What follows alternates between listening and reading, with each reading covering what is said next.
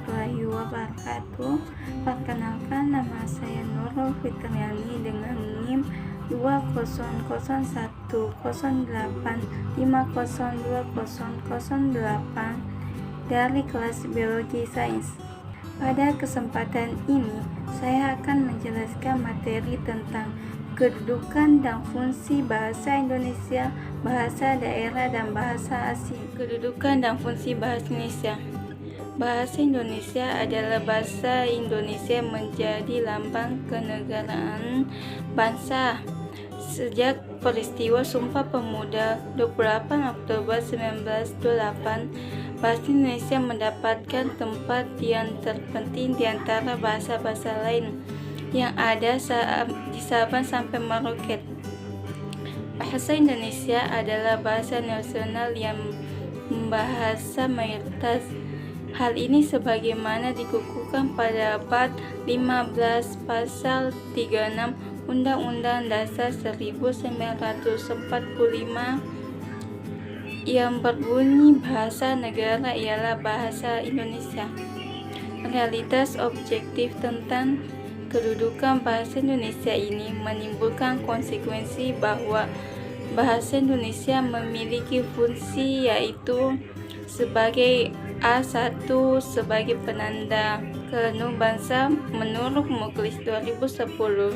Kedudukan dan fungsi bahasa Indonesia dapat dibagi menjadi dua, yaitu fungsi dan kedudukan bahasa Indonesia menjadi bahasa nasional, kedudukan dan fungsi bahasa Indonesia sebagai bahasa negara atau bahasa resmi.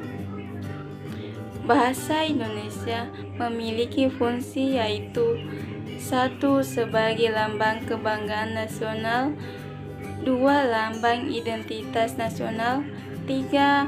Alat pemersatu masyarakat yang berbeda-beda latar belakang sosial, budaya, dan bahasa, serta alat penghubung antar budaya dan antar daerah.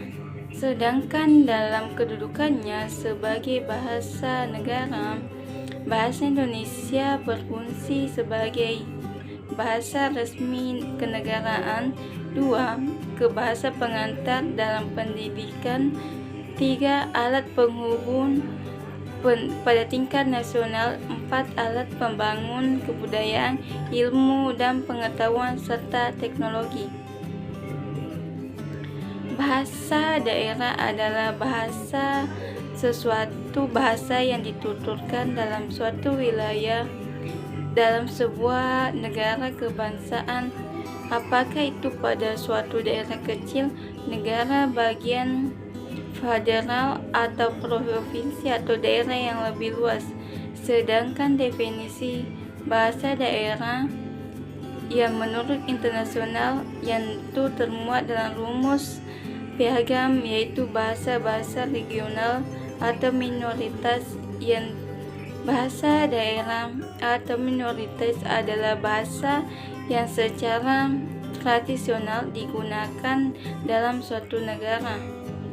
Bangsa Indonesia terdiri atas bermacam-macam suku atau kelompok etnis di tanah air.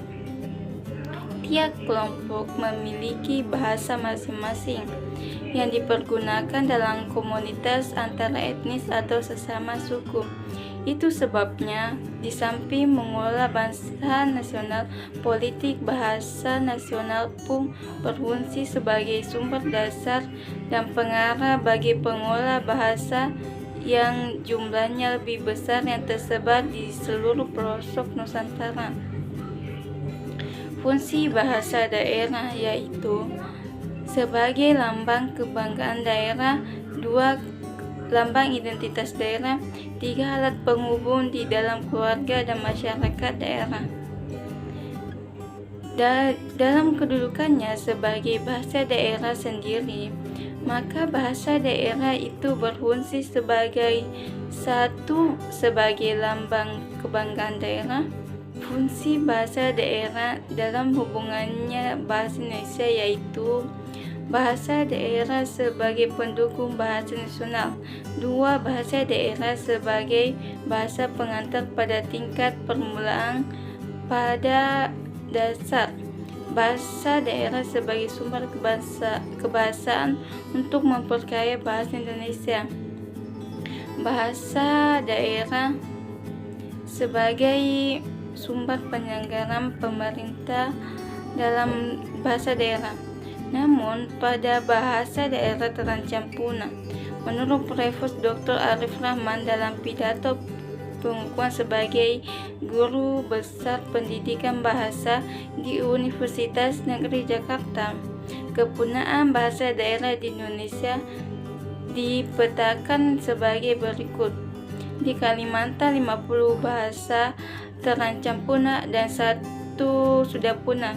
Dari 13 bahasa Sumatera, 2 terancam punah dan 1 sudah punah. Begitupun dengan daerah-daerah lain yang terdapat di Indonesia. Selanjutnya, kedudukan fungsi dalam bahasa asing. Bahasa asing merupakan bahasa negara lain yang tidak digunakan secara umum dalam interaksi sosial. Bahasa asing tidak digunakan oleh orang yang tinggal pada suatu tempat tertentu. Misalnya, bahasa Indonesia dianggap sebagai bahasa asing di Australia. Bahasa asing merupakan suatu bahasa yang tidak digunakan di tanah air atau negara asal seseorang tersebut.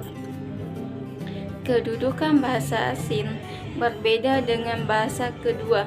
Mustafa dalam hal ini mengatakan bahwa bahasa kedua adalah bahasa yang dipelajari anak setelah bahasa ibunya, dengan ciri bahasa tersebut digunakan di lingkungan masyarakat sekitar.